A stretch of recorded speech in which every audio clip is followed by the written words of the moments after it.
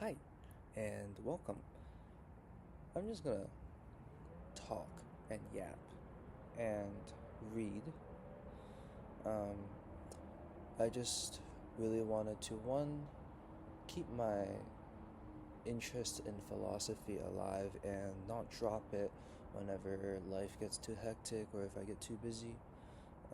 And two, I really want to document all of the stuff I read because I read 3 or 4 books over the summer, which is a lot. 4 books over 3 months is quite the accomplishment for me, but I feel like I don't retain much of it, so I hope that by talking about it and documenting it, I can um, retain the knowledge I get better and have something to look back on. So, I have here Western Philosophy, an anthology, edited by John Cottingham, and I'm just gonna read a section each time and talk about it and just um, provide my thoughts. This is um, an intellectual exercise for me as well, I guess. Um, but I'm just starting out, right? So um, while reading this, I realized that a lot of the thoughts I had about the passages I'm reading, it all happened to show up in the summary that's provided before each passage, which is awesome. Um, I had hoped that I could come up with something original or, you know, of that sort, but it seems I am still incapable of having an original thought, but that's okay. I just started reading philosophy like less than a year ago still, and very casually, very sparingly, so I've got that excuse for me. And yeah, I'm hoping to make um, a series of these. I hope to kind of make a video for every section of this book I read. Um, and I'm like trying to think about what to call it, and I have a lot of ideas, or a few ideas that I can't really settle on. I can just call it what it is, or um, yeah, I can call it what it is, which is the ramblings of a madman. Um, I can call it by the titles of each excerpt I read. Um, Maybe the series could be called In the Pursuit of Meaning and Wonder. I don't know. I feel like I sound so stupid right now, but that's okay. Um, I think we'll just get into it. So, I'm really interested in stuff on how we live, how we should live, um, and human life, human psychology, that type of thing. And so I thought it would be best both for my interest in philosophy and also just best for um, ease of starting, I guess, that I start with the section on human life, which coincidentally is at the very end of the book. But we'll see how it goes. So, first, we have the passage How to Accept Reality and Avoid Fear by Lucretius, and this is taken from On the Nature of the Universe. And first, the book provides a kind of summary, so we can start with that first. My first extract comes from the Roman poet Lucretius, who was one of the main advocates of the ancient world for the philosophy of Epicureanism. Founded by the Greek thinker Epicurus, this is an uncompromisingly materialist worldview, which holds that everything has a purely natural cause and that all phenomena, including human life, evolved from the movements of atoms in the void. In his epic poem, The Nature of the Universe, written in the 1st century BC, Lucretius argues that accepting this reality is the key to a worthwhile life. Since mental functioning depends very closely on the state of the bodily organs, this shows, according to Lucretius, that the mind is entirely physical, and the condition for a good life reflects this fact. Our welfare consists fundamentally of pleasure and absence of pain. Contrary to the common caricature, however, the Epicurean goal is not excessive sensual indulgence, but a life of tranquil and balanced enjoyment. Lucretius makes it clear throughout our text that frantic pursuit of luxury is a mistake. The pleasures that make human life worthwhile are comparatively simple and easy to achieve, provided we take a rational view of our human limitations and above all of our mortality. Towards the end of the extract, Lucretius sets out the basis for the classic Epicurean thesis that there is nothing to fear in death. All sensation and thought depends on our bodily nature as human beings, and hence the destruction of the body marks the end of all mental activity. It follows that the time after we are dead is simply the absence of awareness, something that should be no more a cause of anguish to us than the time before we were born.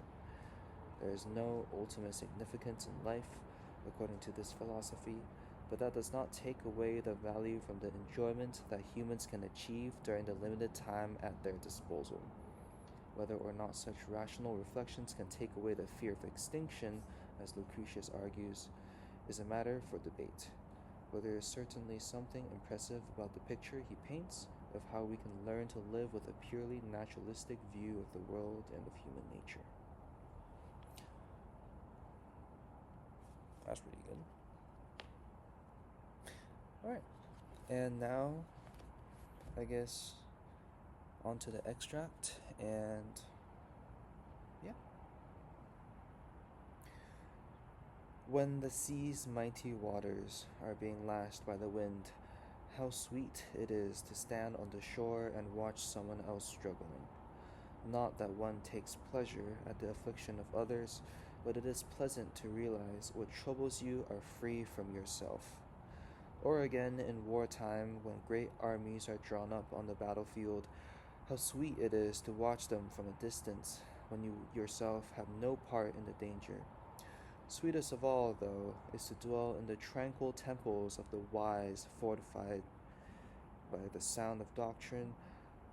From here, far below you, you may see others wandering aimlessly in search of the path of life. What bitter competition about who is the brightest, what rivalry over rank and status, what furious effort night and day to reach the summit of wealth and power. Such attitudes are truly pitiable, such feelings truly blind, that they should use up this tiny span of life in such darkness and danger. Yet all the time, could they but see it, nature is crying out for no more than this, to avoid bodily pain, to have a mind free from anxiety and fear, and to enjoy the pleasures of the senses. It is plain to see that our bodily nature needs very few things to banish pain and to furnish us with many pleasures that are enjoyable from time to time. Nature herself does not complain if the halls are not full of golden statues of youth holding flaming torches to light up the banquets that go on all night, or if the house is not sparkling with silver and gleaming with gold, while the music echoes round the gilded rafters. For by the riverside, stretched out on the soft grass under the shade of a tall tree, people can relax and enjoy themselves far better without all that expense, especially when the weather smiles on them and the spring scatters the green meadow with flowers. And if you have a fever, it will run its course no quicker if your coverlets are embroidered in fancy colors than if you lie on plain, ordinary bedclothes.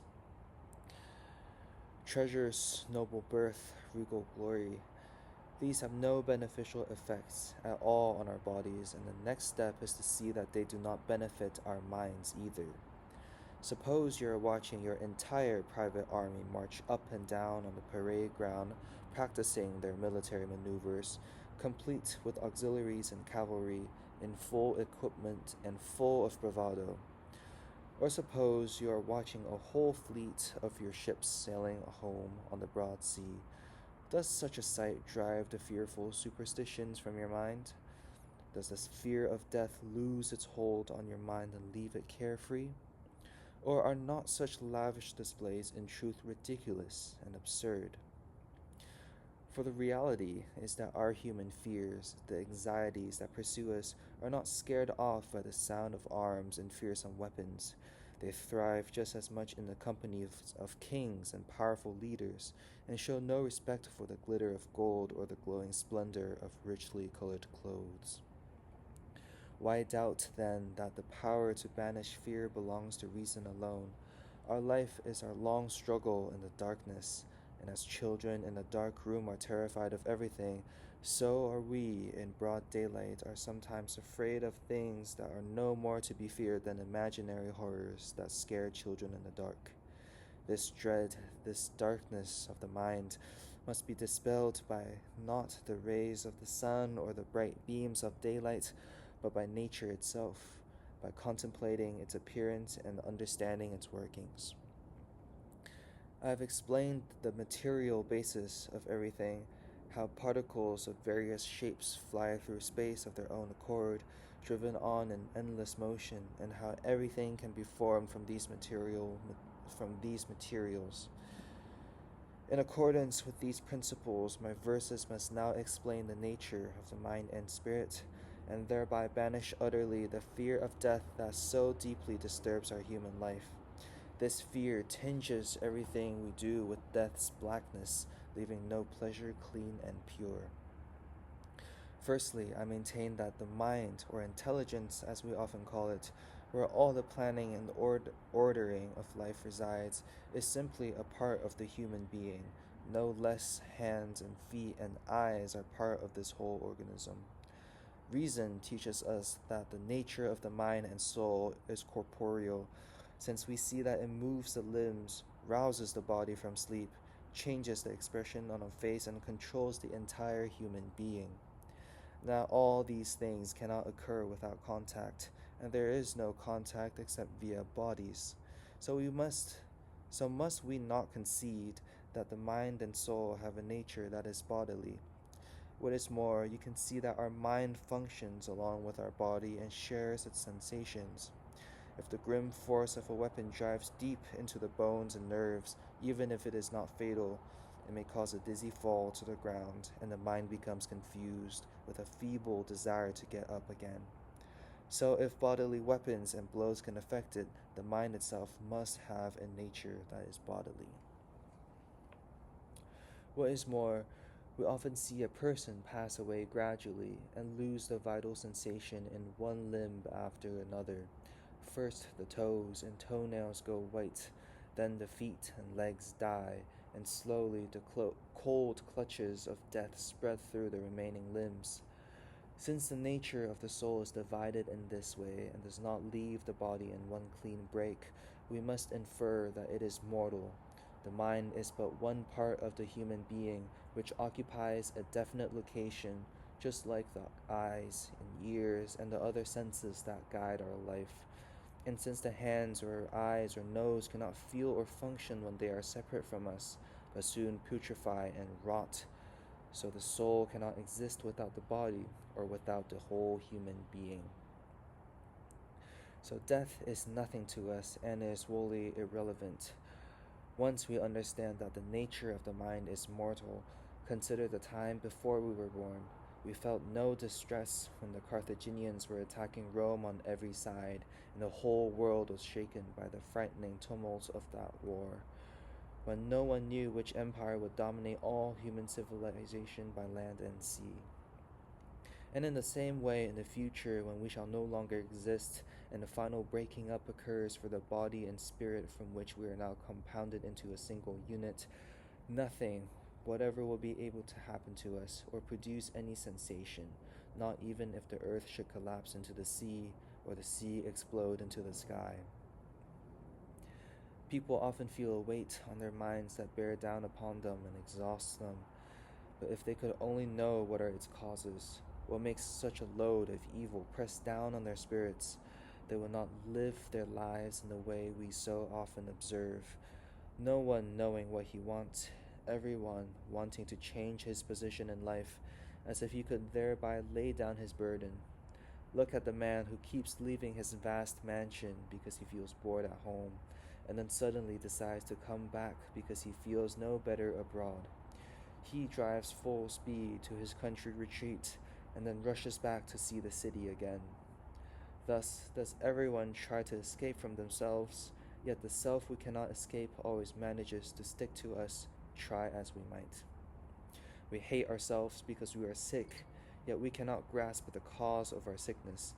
But if we could see it, we would abandon such frantic activity and first try to understand the nature of the universe. What is at stake is not just 1 hour of time, but the future eternity that stretches out after death for all of us mortals. To conclude, it is this evil and excessive desire for life that makes us tremble with doubts and forebodings. Mortal beings have a fixed lifespan. Death cannot be avoided but awaits us all. Besides, the setting of our lives remain the same, and continuing to live will not make us able to devise any new pleasures. As long as the thing we crave is absent, it seems more precious than anything, but when we get it, then we immediately want something else. Our mouths are always gaping open with a constant thirst for life. Yet it is uncertain what fortune the coming years will deliver, what the blows of chance will bring, or what ends in store for us. And by prolonging life, we do not subtract anything from the time we shall be dead. We cannot make the time after our passing the slightest bit shorter. No matter how many generations you live through, the same eternal death is still waiting.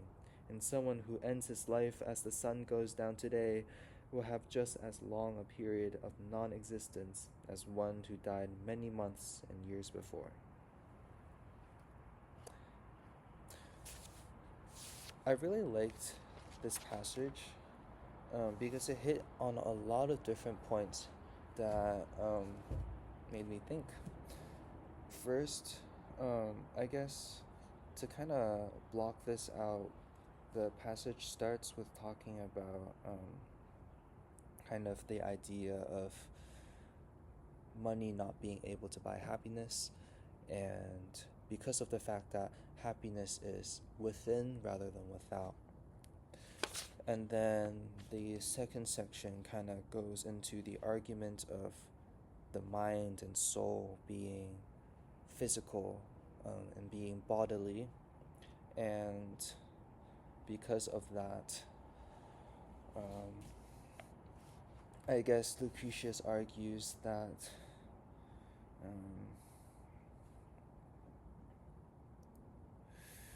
let's see.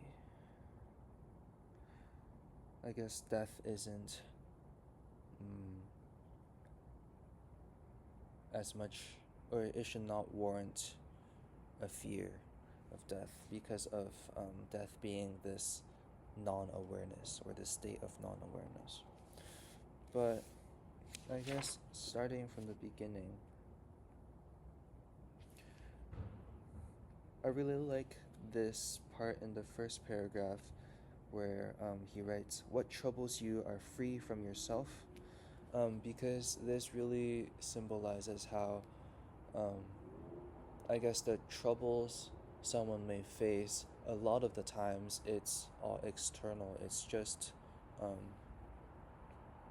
it's the problems that arise from like being a member of society, like let's say stresses from work, or doing taxes, right, or I don't know, having not enough money. And in the same vein of the troubles being external happiness is um, internal, and the feeling, or the sadness or negative emotions, so to speak, that we attach to troubles are also internal. But if you're able to kind of separate what is physically happening and what you're feeling, you'll realize that at the end of the day, you're still in control of what you're feeling, I guess. Um, and just that, I'm sure not every problem, but many problems are external, and you can always just take a step back and always look at it from another angle, or kind of just detach yourself from the issue, and kind of detach yourself from um, the negative emotions that this issue is causing you.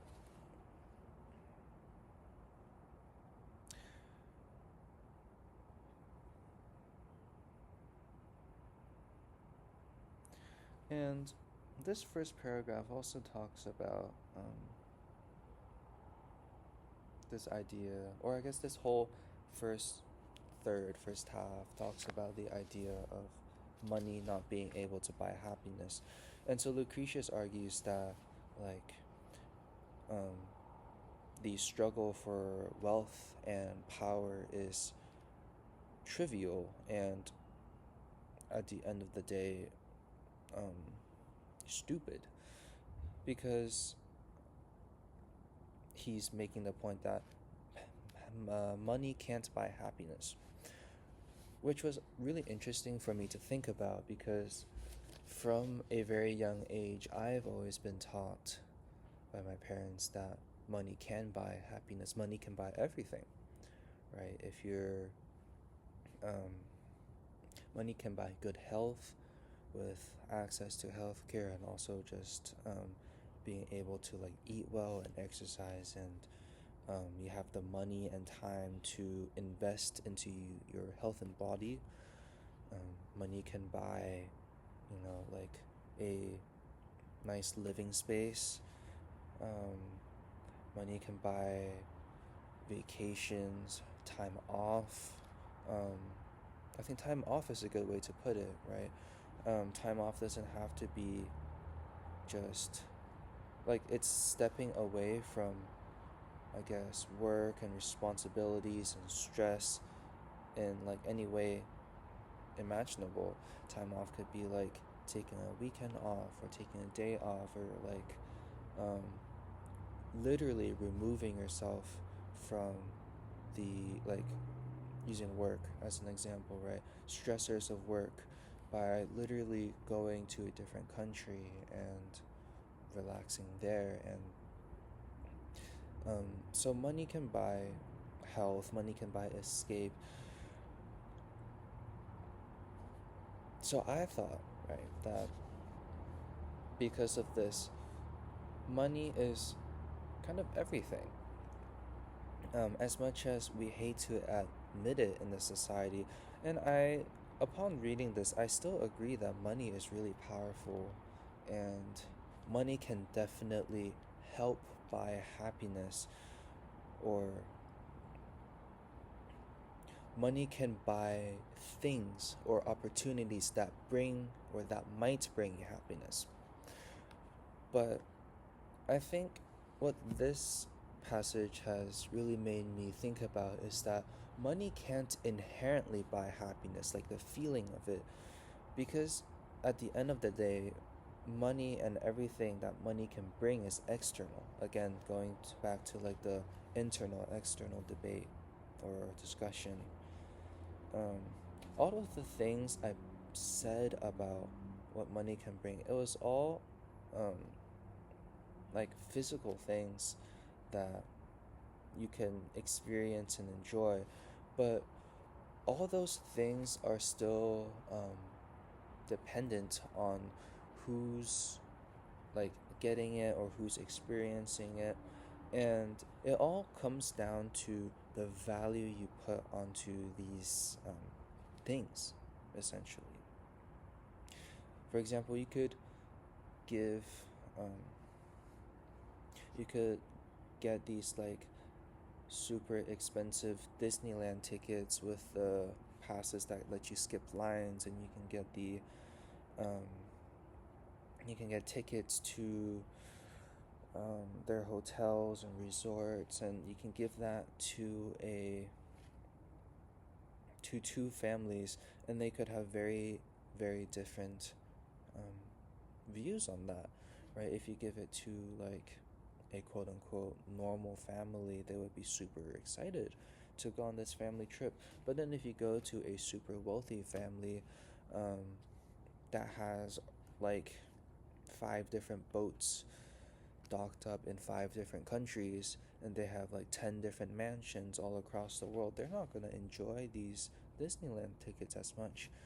It all comes down to what the individual person values and appreciates. And if you can't value and appreciate the things that your money can buy you, then you inherently can't be happy, even if you have the money to like buy you happiness. And so that was something that really challenged my thinking, and was really interesting to think about. Um, and so at the end of the day, Lucretius argues that happiness is simple. And it all boils down to this basic idea of happiness being um, avoiding bodily pain and having a mind free from anxiety and fear, and to enjoy the pleasures of the senses. And so Lucretius argues that's it. Happiness is just literally just enjoying yourself. And that's all there is to it. And I really like that for how simple it is.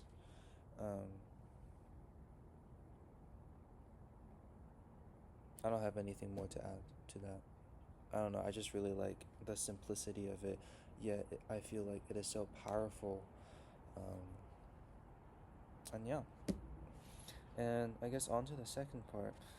He starts with like I have experienced the material basis of everything, how particles of various shape fly through the space on their own accord, and that's just like the atom science part of it that is a big part of Epicureanism, I think.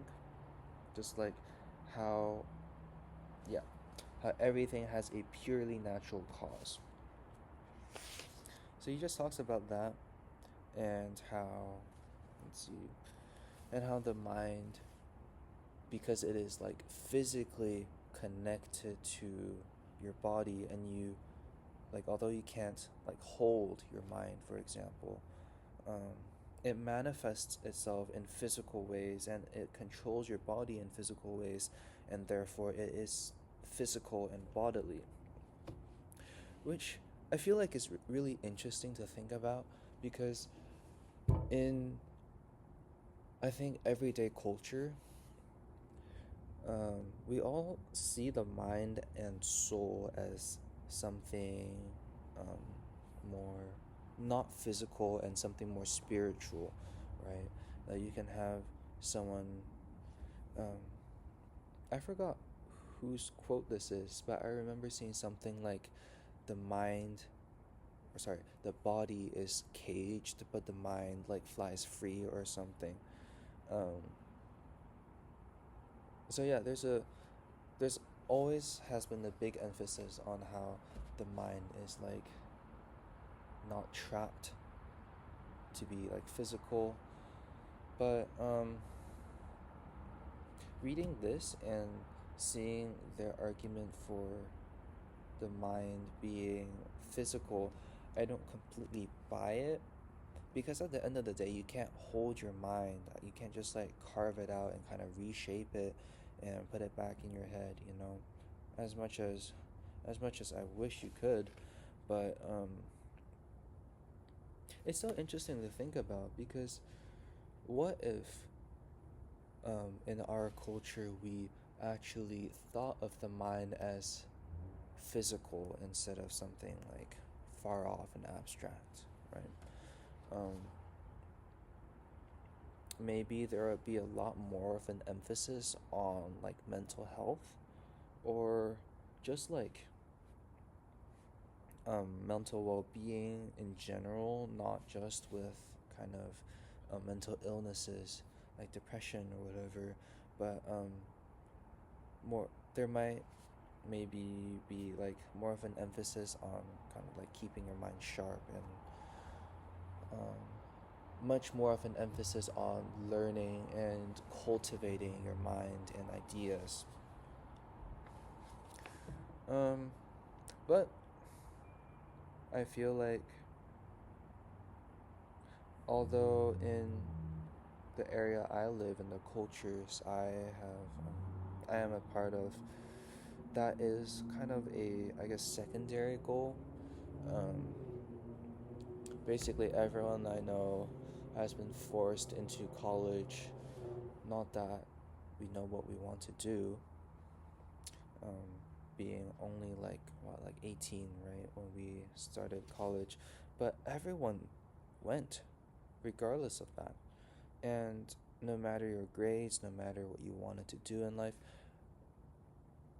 basically everyone around me went to college, but that wasn't to learn or to cultivate our mind or to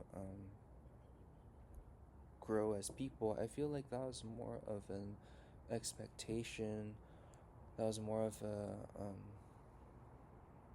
a like it's another step we have to do in our lives just because everyone else is doing it. Um, we have to do it for our jobs, whatever they may be, because they look upon um, college degrees favorably. But if you really step back and take a look at what's going on in the world with college admissions, with like unemployment of recent graduates, it it doesn't really make sense anymore. We're like, for example, I'm starting my third year at UW, and the interesting thing about UW is that you have to first apply into the school, which is pretty normal. But then once you get into the school, you'll have to apply into different majors. And the way you do that is you have to somehow know exactly what you want to do in the first 2 years of your undergraduate career. And in your first 2 years, you have to fulfill prerequisite classes, and that are like the only classes available to everyone from that major. So say I'm a psychology major and oh, there's a bug. Oh shit, that's a huge bug. Okay, whatever. Say I'm a psychology major. I had to take 3 prerequisite classes before I applied into my psychology major, and then um, if I'm not a psychology major or if I'm still in the process of applying, I can't take the actual psychology classes that are like upper division, that are like more focused and um, more interesting, really. I can't take, I can only take like 4 psychology classes out of maybe 30 or 40 that they offer, which I think is crazy because like starting my, having started actual psychology classes, you don't really need that much. You don't really need to go through all of those prerequisites to understand what is going on in the class. And also, with all of these classes locked behind the application, um, we can't, like, how are we supposed to explore and learn what we're interested in, right?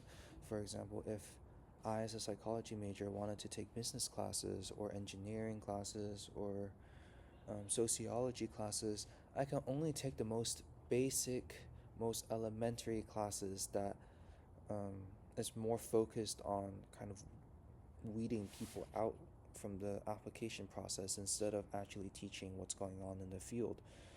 So, like in the education aspect of it, there's so much left. Um, there's so much left to be desired, right? It doesn't actually promote learning, in my opinion, and it's only just at the end of the day, just another step us early, us 20-year-olds have to go through. That was a very long tangent that I did not plan to go on, but moving on, I guess. Oh, one last thing about the mind being physical. I think it's really interesting that this guy wrote it because this was what, like 2,000 years ago, and what he's describing now, or what he's describing here, is essentially what we have as neuroscience now, looking at the mind as something purely physical. It's like just the neurons, right? Like at the end of the day, it's just a bunch of neurons firing at each other. But because it is so complex, like we still think of the mind as abstract and whatnot, and we can't like fully understand it. So we don't say that, oh, like we can kind of poke at this place and this will for sure cure this like mental illness. But yeah, that's something to think about. Um, and then the last part of this passage is kind of about death, um, and how we shouldn't fear death, because um, now Lucretius says that death is just the absence of awareness, just like before we were born. Like, I honestly don't know what to think, or like what to try to think, even when he says that, because how do you imagine um, existing while in a state of non-awareness, right? I don't think you can inherently, because every experience we ever have is um, like we are aware of something, whether it being like no matter what's like which of our senses. Um, yeah, and I really like how he says that by prolonging life, we do not subtract anything from the time that we shall be dead, and we cannot make the time after our passing the slightest bit shorter. Um, and in the same paragraph, a bit before that, he says, continuing to live will not make us able to devise any new pleasures. And I think the big takeaway I have from this is that you shouldn't live just to avoid death, because at the end of the day, you're gonna die anyway. And like the length of time where you will be dead will be the same regardless, right? Which makes sense. Like you'll be dead forever, and no matter like if you start from now or like 200 years ago, you'll still be dead forever, and that's really fucking scary to think about. At least for me, I've always had a fear of like the passing of time and how time goes on forever and forever, and you can't do anything to stop it. But even if you stop it, like what comes after, I don't know. But so I'm really afraid of death and time, and so this is just, I guess, another perspective to add to my thought bubble, I guess. But honestly, I find his argument unconvincing. Um, I don't think there was much of an argument at all. I feel like he's just saying, like, oh, you don't have to fear death um, because it's gonna happen anyway. Which is like, which is true, and which is what my parents have told me since I was little, but it doesn't help at all. But I do like how he says that basically we shouldn't live to avoid dying, which I think it's kind of, I mean, it makes sense, right? If you're living just to avoid dying, where there's no meaning, there's no happiness, there's no anything, really. Um, it goes back to the question of like, if you have no meaning in life and you're just living day by day by day, and you're kind of doing the same thing, you're just stuck in your own little bubble, and just not adding anything new or anything of value to your life, then are you really living, right? And in that sense, I guess this is kind of inspiring as well. I certainly have not been living my past 2 years as an undergrad, but it's hard. It's hard. It's hard with school. It's hard with work. It's a lot of things stack up, but at the end of the day, I think we all need to find meaning, and in my opinion, we need to find meaning to kind of find happiness, and once we find that meaning, we will be able to live a fulfilled life. But yeah, that is episode 1 of Ramblings of a Madman. I'm sure the following videos will be a lot shorter, but we shall see. I'm excited to continue to read and learn about the different ways people think about life, about living, about thinking in general, and yeah, this was fun.